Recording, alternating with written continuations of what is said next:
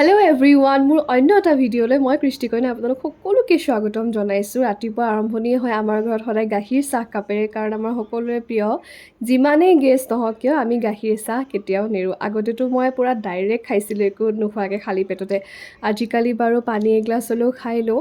মোৰ বহুত গেছৰ প্ৰব্লেম, তথাপিতো গাখীৰ চাহ এৰাত নাই দেই। তাৰপিছত গা পা ধুই গ'লোঁ জেঠাইহঁতৰ ঘৰত। জেঠাইহঁতৰ ঘৰটো যিহেতু আমাৰ ওচৰতে হয়, কিবা অলপ কাম আছিলে সেইটো কাৰণে গ'লোঁ। আৰু শংকৰদেৱৰ স্কুলৰ সন্মুখৰ যিটো মানে পথাৰৰ যিটো দৃশ্য বিৰাট ধুনীয়া লাগিলে সেউজীয়াখিনি। আৰু তাৰপিছত গৈ জেঠাইহঁতৰ ঘৰ, বেছি দূৰ নহয় আমাৰ ঘৰৰ পৰা। আৰু তাতো গৈ দেখিছেনে জেঠাই গাখীৰ চাহ খাব দিছে, আৰু তাতো গাখীৰ চাহ খালোঁগৈ। আৰু ঘৰত আহি দেখিছোঁ মায়ে বাকীখিনি কাম কৰিলে, মোক ক'লে চব্জিটো তই বনা, সেইটো কাৰণে ধুমাধুম চব্জিটো বনালোঁ। আৰু এয়া আমাৰ দিনৰ খানা। আৰু গধূলি দেখিছে মধুৰিআম খালোঁ, গছ আছেই ঘৰতে। আৰু আজি আছিলে মোৰ হাফ কেজি এটা ভেনিলা ফ্লেভাৰৰ কেক, আৰু কেকটো বনাই ল'লোঁ। তাৰপাছত ৰাতি ক'লে মায়ে যে চিকেন আনিছে দেউতাই, তই ৰুটিখিনি মায়ে বনালে, চিকেনটো মই বনাইছোঁ। আজি চিকেনটো কালাৰটো কি মাষ্ট হৈছে, মানে খাবলৈও বহুত ভাল লাগিব। আৰু আজিলৈ আহিছোঁ, বাকী মোৰ ভিডিঅ'টো শেষলৈকে চোৱাৰ বাবে ধন্যবাদ।